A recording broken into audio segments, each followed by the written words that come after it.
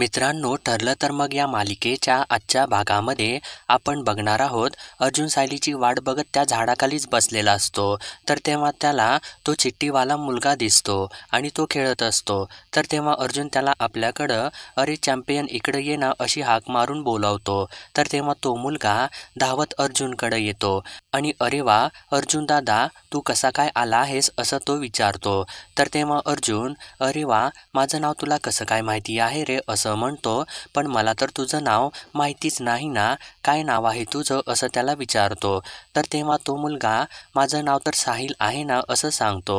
तर तेव्हा अर्जुन खुश होतो आणि "अरे वा, खूपच छान नाव आहे की तुझं, एकदम सॉलिड नाव आहे" असं बोलतो. "आणि तू चाळीमध्ये सगळ्यांना ओळखतोस ना?" असं विचारत असतो.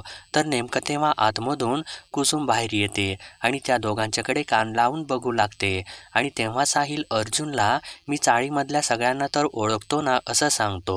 तर तेव्हा अर्जुन "तू सायलीला ओळखतोस का?" असं विचारतो. तर तेव्हा साहिल "अरे बापरे, मी तर सायली ताईला कसं नाही ओळखणार, ती खूप गोड आहे ना, सगळेच ओळखतात की तिला" असं बोलतो आणि कुसुमच्या घराकडे हात करून "ते तर त्या घरामध्ये राहते ना" असं सांगतो. तर तेव्हा अर्जुन "तू तर खूपच गोड आहेस की" असं त्याला म्हणतो आणि "एकदम बरोबर सांगितलं आहेस तू" असं म्हणतो.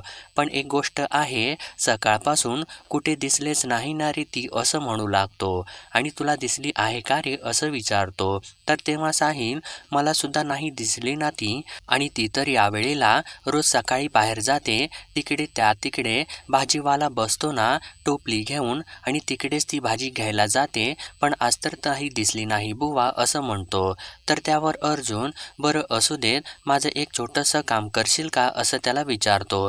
तर त्यावर साहिल पटकन होकार देतो. तर तेव्हा अर्जुन "तिकडे जिथे सायलीताई राहते ना, तिकडे बघून ये की सायलीताई घरातच आहे का बाहेर गेलेली आहे ते" असं म्हणतो. "किंवा त्यांची तब्येत तर खराब वगैरे झाली नाही ना, एवढंच बघून ये" असं सांगतो. तर तेव्हा साहिल पटकन तिकडून पळत घराकडे जातो आणि कुसुमताई अशी हाक मारू लागतो. तर तेव्हा कुसुमला मात्र ती गोष्ट माहितीच असते आणि कुसुम गालातल्या गालात हसू लागते आणि त्याला आतमध्ये बोलावते. तर तेव्हा साहिल आतमध्ये जातो आणि स्वयंपाकघराकडे डोकावू लागतो. तर तेव्हा कुसुम साहिलला "बोल, काय निरोप आणला आहेस?" असं एकदम प्रश्न करते. तर त्यावर साहिल "निरोप वगैरे काही नाही, मी फक्त बघायला आलो होतो, सायलीताई नीट आहे ना, आजारी वगैरे पडली नाही ना" असं म्हणू लागतो. तर तेव्हा कुसुम सुद्धा नाटक करू लागते आणि "ती तर एकदम बरी आहे ना, पण तू हे का विचारत आहेस?" असं म्हणते. तर तेव्हा साहिल "तसं काही सुद्धा नाही, पण ती आज सकाळपासून दिसली नाही ना, म्हणूनच विचारत आहे मी" असं बोलतो. तर तेव्हा कुसुम "असं आहे का, पण कोणाला दिसली नाही रे" असं विचारू लागते. तर तेव्हा साहिल एकदम बोलून जातो आणि "तो बाहेर दादा बसला आहे ना, त्यालाच दिसली नाही ना ती" असं सांगून टाकतो. तर इकडे आतमध्ये मात्र सायलीच्या प्रेमाच्या तारा छेडल्या जातात आणि सायली खूपच आनंदित होते. तर त्यावर कुसुम "असं आहे का, मला तर वाटलेलंच होतं" असं बोलते आणि "मला सांग, तू जेव्हा मस्ती करतोस ना, त्यावेळेस तुझे बाबा काय करतात रे?" असं विचारते. तर तेव्हा साहिल "माझे बाबा माझ्यावरती खूपच रागावतात आणि मला शिक्षासुद्धा करतात" असं सांगू लागतो. तर तेव्हा कुसुम "काय शिक्षा करतात रे?" असं त्याला विचारते. तर तेव्हा साहिल "कार्टून बघू देत नाहीत आणि मला सांगतात की घराच्या बाहेर पडायचं नाही, गुपचूप अभ्यास करायचा" असं सर्व काही सांगू लागतो. तर तेव्हा कुसुम "असं आहे ना, मग अगदी तसंच सायलीताईचे बाबासुद्धा तिच्यावरती रागावलेले आहेत" असं सांगते आणि राग जाईल त्यांचा, पण तोपर्यंत सायलीताईला तीच शिक्षा केलेली आहे, "जे तुझे बाबा तुला करतात ना, घराच्या बाहेर पडायचं नाही, आतल्या खोलीमध्ये बसून राहायचं" असं सांगू लागते. तर तेव्हा साहिल "हा, मला आत्ता कळालं" असं बोलतो आणि आपलं काम झाल्या पटकन "बाय कुसुमताई" असं म्हणून तिथून निघून जातो आणि चटकन अर्जुन समोर जातो. तर तेव्हा अर्जुन "इकडे ये" असं त्याला म्हणतो आणि "पटकन सांग, काय झालेलं आहे ते" असं विचारतो आणि "सायलीताई ठीक आहे ना तुझी?" असं म्हणतो. तर तेव्हा साहिल "ती तर एकदम ओके आहे ना, पण तिचे बाबा तिच्यावरती रागावलेले आहेत आणि तिला शिक्षा केलेली आहे त्यांनी" असं सांगतो आणि "तिला सांगितलेलं आहे की तू अजिबात घराच्या बाहेर पडायचं नाही" असं म्हणतो आणि "आतल्या खोलीत बसून राहायला सांगितलेलं आहे तिला" असं सर्व काही सांगून टाकतो. तर तेव्हा अर्जुन विचारात पडतो आणि अरे बापरे, आता असं काहीतरी करावं लागणार आहे की ज्याच्यामुळे मधुभाऊंची शिक्षा क्लब होऊन जाईल असं म्हणतो. तर तेव्हा साहिल, तू काय म्हणत आहेस रे दादा, असं विचारत असतो. तर तेव्हा अर्जुन, अरे साहिल, काहीसुद्धा नाही, पण तू माझी एक फार मोठी मदत केलेली आहेस आणि मी ज्यावेळेस परत येईन ना त्यावेळेस तुझ्यासाठी मोठं चॉकलेट घेऊन येईन असं सांगतो. तर तेव्हा साहिल, हो चालेल की, मला असं म्हणून चाललेला असतो. तर तेव्हा अर्जुन परत त्याला थांबवतो आणि आपली युक्ती लढवत, तुझ्याकडे पेन आणि पेपर असेलच ना, मग मला घेऊन येशील का असं म्हणतो. तर तेव्हा साहिल लगेचच आणतो की असं म्हणून धावत जाऊन पेन आणि पेपर घेऊन येतो. तर तेव्हा अर्जुन, मी तुझा खूप खूप आभारी आहे, जा आता खेळ जा असं सांगतो आणि त्याला तिथून पाठवून देतो. तर तेव्हा साहिल तिथून खेळायसाठी परत निघून जातो. तर त्यानंतर अर्जुन आपल्या मनामधलं सर्व काही पेपरवरती लिहायला सुरुवात करतो. तर इकडे मात्र घरी प्रियाचं नाटक अजूनसुद्धा चालूच असतं आणि प्रिया पूर्ण आजीला, तो तुला एवढा तरी मान देतो ना, पण माझं काय आहे आणि माझ्या भविष्यामध्ये फक्त काळा कुट्ट अंधारच लिहून ठेवलेला आहे का गं असं म्हणते. आणि साखरपुडा मोडलेला जी मुलगी त्या मुलासाठी आयुष्यभर झुरत राहिली असं म्हणून रडत असते आणि हेच असणार आहे का माझं भविष्याचं वर्णन असं म्हणत असते. तर ते ऐकल्यानंतर अस्मिताला मात्र कळवळा येऊ लागतो आणि अस्मिता प्रियाचं सांत्वन करू लागते आणि पुरे झालं ग तन्वी, आता तुझं बघून मला सुद्धा रडू येईल ना असं म्हणते. तर तेव्हा अश्विनला सुद्धा कळवळा येतो आणि अश्विन प्रियाला, आता तू खरोखरच तुझ्या भविष्याचा विचार करायला हवा असं सांगतो. तर तेव्हा कल्पना मध्येच बोलते आणि फक्त तिनेच नाही तर आपण सगळ्यांनी तो विचार करायला हवा असं म्हणते आणि प्रियाला चक्क तुला आनंदित ठेवणं ही आमची जबाबदारी आहे असं बोलून टाकते. तर तेव्हा प्रिया, आनंद या शब्दाचा अर्थसुद्धा विसरून गेलेले आहे मी मामी असं म्हणून खूपच नाटक करू लागते आणि तुमच्यासाठी फक्त मी माझ्या चेहऱ्यावरती हसू आणत आहे आणि तुम्हा सगळ्यांना हसवण्याचा सुद्धा प्रयत्न करते आणि तुमची काळजी घेण्यातच माझं मन रमून टाकते. पण हे असं अजून किती दिवस चालणार आहे ग, आणि हे घर तर माझंच मानते ना मी, पण मी मात्र या घरासाठी परकीच राहणार आहे का असं म्हणून सगळ्यांना आपल्या जाळ्यात खेचायचा प्रयत्न करू लागते. तर त्यानंतर पूर्णा आजीला सुद्धा वाईट वाटू लागतं आणि पूर्णा आजी, तू तसं बोलू नकोस ग बाळा असं म्हणते. तर तेव्हा प्रिया, तुम्ही तर सगळेच माझे आहात ना आणि तुमच्यासाठी मी निखाऱ्यावरून सुद्धा चालायला कधी पण तयार आहे, पण माझा जीव आता नेमका कुठे गुंतवायचा ना हे मला कळायलाच हवं ना असं सांगते.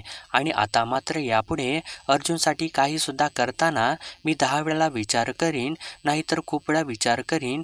हे जे मी बोलत आहे ना ते सगळं दुर्दैवी आहे, पण खरं मात्र नक्कीच आहे असं म्हणून नाटकी रडत तिथून निघून जाते आणि सगळ्यांना दुःखी करून टाकते. तर तेव्हा सगळे दुःखी मनाने हे खूप वाईट झालं असं म्हणू लागतात. तर इकडे मात्र अर्जुनचं लव्ह लेटर लिहून तयार झालेलं असतं आणि अर्जुन मात्र विचारात पडलेला असतो की हे लेटर आता सायलीपर्यंत कसं पोचवायचं आणि स्वतःच्या मनामध्ये मधुभाऊ आता तर खूपच स्ट्रिक्ट झालेले आहेत की, आणि त्यांच्यामुळे मिसेस सायली तर खूपच अपसेट असतील ना असं म्हणू लागतो. पण आता तर त्यांना हे सुद्धा कळायला हवं ना की मी इथेच आहे नेहमीसारखा आणि त्यांच्याबरोबर आहे, मग त्यांना थोडासा धीर येईल ना असं बोलत असतो. पण मध्येच थांबून माझा मेसेज मिसेस सायलींच्यापर्यंत कसा पोचवायचा असा विचार करून परत विचारात पडतो. तर इतक्यात एक भाजीवाला, भाजी घ्या भाजी, ताजी ताजी भाजी असं ओरडत तिकडून जात असतो. तर तेव्हा अर्जुनच्या डोक्यामध्ये एक भन्नाट कल्पना येते आणि अर्जुन चटकन उठतो आणि त्या भाजीवाल्याला आपल्या जवळ बोलावून घेतो आणि त्याची टोकरी खाली ठेवतो आणि तेव्हा तो भाजीवाला, अरे वा साहेब, तुम्ही माझ्या डोक्यावरची टोकरी खाली ठेवल्यामुळे मला थोडं हलकं वाटू लागलं आहे की असं बोलतो. तर तेव्हा अर्जुन, बरं वाटलं ना तुम्हाला असं म्हणून हसू लागतो. तर तेव्हा तो भाजीवाला, बोला साहेब, कोणती भाजी पाहिजे आहे तुम्हाला आणि कोणती भाजी देऊ तुम्हाला?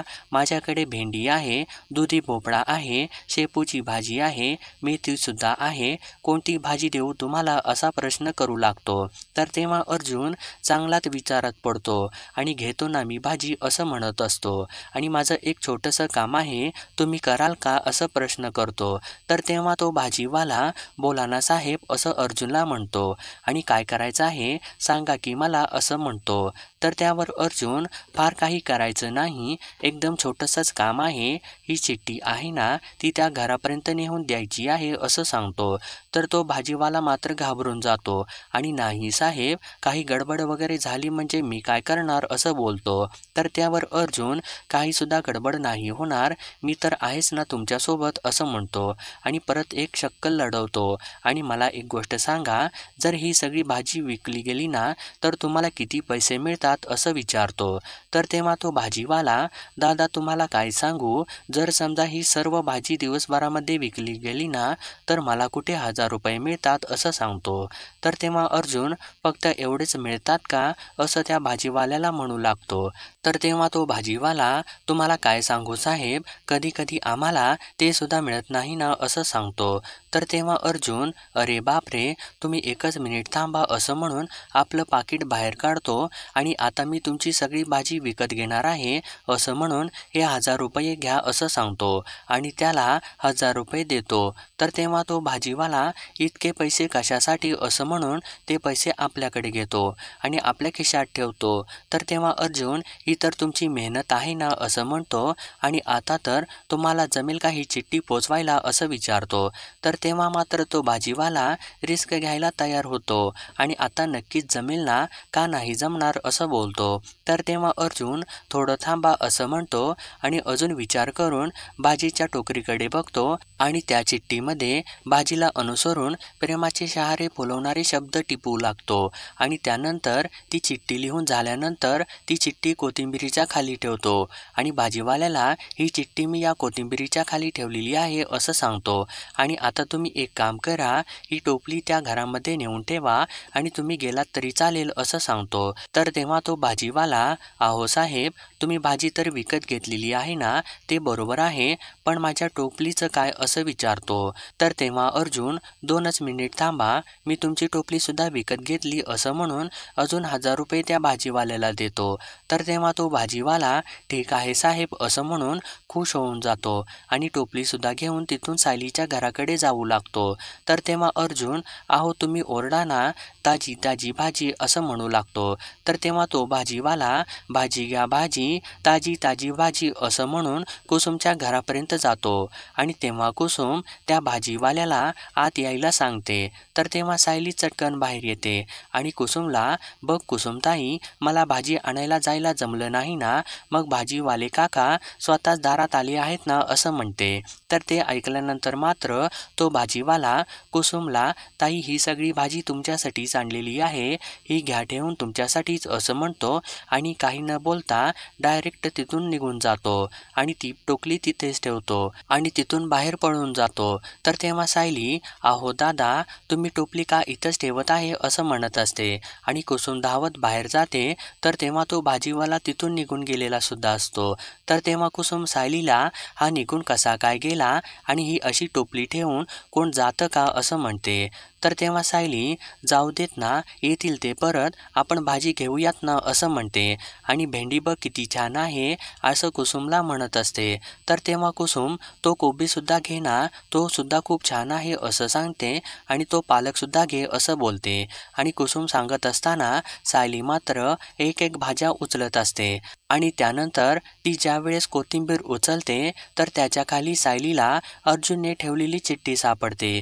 तर तेव्हा कुसुम ते बघते आणि ती सुद्धा आश्चर्यचकित होते आणि तेव्हा सायली ती चिठ्ठी आपल्या हातामध्ये घेते आणि ती चिठ्ठी वाचू लागते आणि त्या चिठ्ठीमध्ये लिहिलेलं असतं की ही भाजी किती फ्रेश आहे ना, पण तुमच्या चेहऱ्या इतकी मात्र अजिबात नाही आणि जोपर्यंत मी तुमचा फ्रेश चेहरा बघत नाही ना तोपर्यंत माझा दिवस कसा काय सुरू होईल, मग तुमचा चेहरा मला दाखवणार आहात ना. आणि ते वाचल्यानंतर मात्र सायली एकदम गोड स्माईल देते आणि ती चिठ्ठी बंद करते. तर तेव्हा कुसुम मात्र सायलीला हसायला काय झालं असं विचारते. तर तेव्हा सायली, काही सुद्धा नाही असं म्हणते. तर तेव्हा कुसुम सायलीची फिरकी घेऊ लागते आणि तू चिठ्ठी वाचत आहेस ना, ती भाजीवाल्याने लिहिलेली आहे का असं विचारते. तर तेव्हा सायली लाजू लागते. तेव्हा मात्र कुसुम, बाहेर कोणीतरी येऊन बसलेलं आहे ना, त्यानेच पाठवलेलं आहे ना चिठ्ठी असं म्हणते आणि मला तर सगळंच माहिती आहे असं बोलते. तर तेव्हा सायली अजूनच लाजते आणि आतमध्ये मध्येच पळून जाते आणि खूपच आनंदित झालेली असते आणि परत परत ती चिठ्ठी बघत असते आणि आपल्या काळजाजवळ ती चिठ्ठी धरून मनातल्या मनामध्ये तुम्हाला माझा चेहरा बघायचा आहे ना, पण इतकं सोपं मात्र ते अजिबात नाही. आता मला सुद्धा दिसू देत की तुम्ही तुमच्या बायकोचा चेहरा बघण्यासाठी काय काय करतात ते, असं म्हणू लागते. तर इकडे नाटक करून थकलेली प्रिया वरती आपल्या खोलीमध्ये जोक ऐकत बसलेली असते. तर तेव्हा बाहेरून तन्वी अशी हाक मारत अस्मिता तिकडे येऊ लागते. तर तेव्हा प्रिया परत आपलं नाटक सुरू करते आणि मोबाईल बाजूला ठेवून रडू लागते. तर तेव्हा अस्मिता तिच्याजवळ येते आणि तन्वी, बास कर ना, किती रडशील तू अजून, असं म्हणते. तर तेव्हा प्रिया परत नाटक सुरू करते आणि मी म्हणाले आहे ना, आता मी काय करू, कुणालाच माझा त्रास दिसत नाही या घरामध्ये आणि माझं मलाच काय आहे ते बघावं लागणार आहे, असं म्हणते. पण इथं माझं असं कोणीच नाही ना, असं म्हणत असते. तर तेव्हा अस्मिता, तू काहीतरी काय बोलत आहेस, तू जर असं बोललीस ना तर मी हर्ट होऊन जाईन ना, असं म्हणते आणि मी नाही का तुझी, असं बोलते. तर तेव्हा प्रिया तिला आपल्या जाळ्यात ओढायला चालू करते आणि हे तुझं जे बोलणं आहे ना ते बरोबरच आहे, पण ज्यावेळेस वेळ येईल ना त्यावेळेस सगळेच जण स्वार्थीपणाच करतात ना, अगदी तू सुद्धा तसंच करतेस, असं म्हणते. तर तेव्हा अस्मिता, मी काय केलेलं आहे ग, असं विचारते. तर तेव्हा प्रिया, तू काहीच तर करत नाहीस ना, हाच तर मोठा प्रॉब्लेम आहे ना, असं तिच्या अंगावरती ओरडते आणि फक्त स्वतःपुरताच विचार करतेस तू. तुला सायलीला घराबाहेर काढायचं होतं तेव्हा काय केलंस तू, मला मदत केलीस, फक्त ती निघून गेली या घराबाहेर, आता पुढं काय करायचं, असं म्हणते. तर तेव्हा अस्मिता पुढं काय करायचं आहे असं तिलाच उलट प्रश्न करते. तर तेव्हा प्रिया, तुला या घरामध्ये मी वहिनी म्हणून यायला नको आहे का, असं विचारते. तर तेव्हा अस्मिता, अगदीच हवी आहेस ना, आणि हे किती वेळेला सांगितलेलं आहे मी तुला, असं म्हणते. तर त्यावर प्रिया, पण त्यासाठी तू स्वतः काहीच प्रयत्न करत नाहीस ना, असं तिला बोल लावू लागते आणि तुझं या घरामध्ये वजन आहे आणि तू बोललीस ना की समोरच्यावरती कसली मोठी छाप पडते ना त्याची, असं म्हणून अस्मिताला हरभऱ्याच्या झाडावरती चढवू लागते. तर तेव्हा अस्मिता पण हरभऱ्याच्या झाडावरती चढू लागते आणि खरंच का, असं म्हणून आनंदित होते. तर तेव्हा प्रिया, पण तू कुणाला पटवून देत नाहीस ना की मी तुझी इथं वहिनी म्हणून यायला हवी आहे, तू बोललीस ना तरच त्याचा उपयोग होईल ना, असं म्हणून काडी पेटवून टाकते. तर तेव्हा अस्मिता सुद्धा चांगलीच भडकते आणि हे तुझं काम झालंच म्हणून समज तू, मी आत्ता जाऊन सगळ्यांच्या सोबत बोलते, ते सुद्धा अगदी माझ्या पद्धतीने, असं सांगते. तर तेव्हा प्रिया तुझ्या पद्धतीने का, असं तिला खोचक बोलते. तर तेव्हा अस्मिता, तू अजिबात काळजी करू नकोस, मी व्यवस्थित बोलते, फक्त तू आता रडायची थांब, असं म्हणते. तर तेव्हा प्रिया हो हो असं म्हणून थांबते. तर तेव्हा अस्मिता तिथून निघून जाते. तर तेव्हा अस्मिता निघून गेल्यानंतर प्रिया, हे पात्र खरंच एवढं बावळट आहे का, मी केलेलं हिचं कौतुक हिला खरंच वाटलं का, असं म्हणते आणि जराशी चावी मारली की खेळणं लगेच निघालं, असं म्हणते आणि हिला अक्कल कमी आहे, हे मात्र माझ्या फायद्याचंच आहे ना, असं म्हणून खूपच खुश होते. तर इकडे अर्जुन त्या झाडाखाली अजून सायलीच्या घराकडे डोळे लावून उभारलेला असतो आणि सायली मात्र काही बाहेर येतच नसते. तर तेव्हा अर्जुन परत खाली बसतो आणि अजून चक्क लढवत पेपरवरती आपल्या भावना उमटवू लागतो आणि परत परत घराच्या दिशेने बघून हसत असतो आणि पेपरवरती लिहित असतो आणि अगदी खूप मनापासून त्याच्या प्रेमभावना आठवून एकदमच खुश होऊन लिहित असतो आणि त्यानंतर लिहून झाल्यानंतर परत तो कागद फाडतो आणि त्याची घडी घालतो आणि स्वतःच उठतो आणि कुसुमच्या घराच्या दिशेने जाऊ लागतो आणि थोडं पुढं जाऊन बाहेरच वाळत घातलेल्या सायलीच्या ओढणीला ती चिठ्ठी अडकवतो आणि तिच्या ओढणीवरून आपला हात फिरवू लागतो आणि त्या स्पर्शामध्ये हरवून जातो आणि परत त्या हरवून गेलेल्या क्षणामधून बाहेर येतो आणि डोक्याला हात लावून एक छानशी स्माईल देतो आणि थोडंसं आतमध्ये डोकावून तिथून परत मागे सरकतो आणि परत जाऊन उभा राहतो आणि परत थोडं पुढं येतो आणि या ना मिसेस सायली, या ना बाहेर, असं म्हणत असतो. इतक्यात मागून शीतल बाहेर येते आणि अर्जुनला बघून, अहो अर्जुन भाऊ, आज इथेच मुक्काम आहे का, असं विचारते. तर तेव्हा अर्जुन धावत तिच्याकडे जातो आणि शीतलताई, तुम्ही आलात ते बरं झालं, मला एक छोटीशी मदत पाहिजे होती, परत एकदा असं म्हणतो. तर तेव्हा शीतल डोक्यालाच हात लावते आणि अरे देवा, आज सुद्धा मला चक्कर यायलाच पाहिजे का, आणि असं परत परत झालं ना तर माझ्या सासरचे मात्र मला हॉस्पिटलमध्येच ॲडमिट करतील असं म्हणू लागते. तर तेव्हा अर्जुन असं काहीसुद्धा नाही करायचं, थोडंसं थांबा, चक्कर नाही येणार तुम्हाला असं म्हणतो. तर तेव्हा शीतल मग आता नवीन काय करायचं आहे असं विचारते. तर तेव्हा अर्जुन सायलीच्या घराकडे हात करतो आणि ती मिसेस सायलींची ओढणी आहे ना, त्याला मी एक चिठ्ठी अडकवलेली आहे, ती चिठ्ठी फक्त त्यांच्यापर्यंत न्यायची आहे, एवढंच फक्त करायचं आहे असं सांगतो. तर तेव्हा शीतल खुश होते आणि तुम्ही किती रोमॅन्टिक आहात ना अर्जुन भाऊ, आणि हाच तुमचा रोमॅन्टिकपणा आमच्या यांना शिकवाल का? गौतम कधीसुद्धा मला अशा चिठ्ठ्या वगैरे लिहित नाही आणि इतकं गोड प्रेमाने तुमच्यासारखं आहो मिसेस शीतलसुद्धा म्हणत नाही असं बोलते. तर तेव्हा मात्र अर्जुन डोंट वरी, तुम्ही काळजीच नका करू, मी गौतमला शिकवतो. इनफॅक्ट मी या चाळीमध्ये रोमॅन्टिक कसं व्हायचं याचे क्लासेस सुरू करतो असं सांगतो. तर मग शीतल आनंदित होते आणि चालेल की, म्हणजे आमच्या संसाराला सुद्धा तुमच्या संसारासारखं चटकदार होईल ना असं बोलते आणि फक्त आमच्या संसारामध्येच विलन नसणार आहे ना असं बोलते. तर तेव्हा अर्जुन चक्रावून जातो आणि कोण विलन असं विचारतो. तर त्यावर शीतल, तुम्हीच तर म्हणाला होतात ना की मधुभाऊ तुमच्यावरती चिडले आहेत, म्हणून मग तुम्हाला त्यांच्यामुळेच सायलीसोबत सुद्धा बोलता येत नाही ना, मग ते तुमच्या संसाराचे विलनच झाले ना असं म्हणते. तर तेव्हा अर्जुन, प्लीज तुम्ही त्यांच्याबद्दल असं काही सुद्धा बोलू नका ना असं म्हणून तिला थांबवतो आणि ते खूप चांगले आहेत असं बोलतो. तर तेव्हा शीतल, पण तुम्ही सायलीवर इतकं प्रेम करताना मग मधुभाऊंचा राग कशाबद्दल आहे अशा चौकशा करू लागते. तर तेव्हा अर्जुन तिला परत थांबवतो आणि ते मी तुम्हाला सगळं नंतर सांगेन, पण आता मात्र ती चिठ्ठी नेऊन त्यांना द्याल का असं म्हणतो. तर तेव्हा शीतल, बरं चालेल, मी करते काहीतरी असं म्हणू लागते. तर तेव्हा अर्जुन तिची प्रशंसा करू लागतो आणि यू आर द बेस्ट असं म्हणतो. तर तेव्हा शीतल तिथून निघून जाते आणि सायलीची ओढणी आपल्या हातामध्ये घेते आणि ती चिठ्ठीसुद्धा त्याच्यामध्येच ठेवते आणि सायलीला हाक मारून आतमध्ये जाते आणि सायलीला, तुझी ओढणी घे, मी बाहेर कपडे वाळत घालत होते ना आणि तेव्हा तुझी ओढणी वाळलेली दिसली म्हणून तुला द्यायसाठी आलेली आहे असं सांगते. तर तेव्हा कुसुम शीतलचे आभार मानते आणि मी बाहेर आत्ता येणारच होते, पण बरं झालं तू माझं काम केलंस ते असं म्हणते. तर तेव्हा शीतल तिथून निघून चाललेली असते आणि परत मागे फिरून, काहीसुद्धा म्हण पण तू आणि अर्जुन भाऊ अगदी मेड फॉर इच अदर आहात असं म्हणते. तर तेव्हा सायली आणि कुसुम एकमेकींच्याकडे बघू लागतात आणि त्या दोघींना सुद्धा ती गोष्ट कळून जाते की शीतलला सुद्धा अर्जुननेच पाठवलेलं असतं. तर मित्रांनो, पुढील भागामध्ये भरपूर सारे पत्रकार अचानक चाळीमध्ये येतात आणि सायलीला घेराव घालून मिसेस सुभेदार, तुमच्यामध्ये आणि सुभेदारांच्यामध्ये झालेल्या कॉन्ट्रॅक्टमध्ये नेमकं काय लिहिलेलं होतं असा प्रश्न करतात.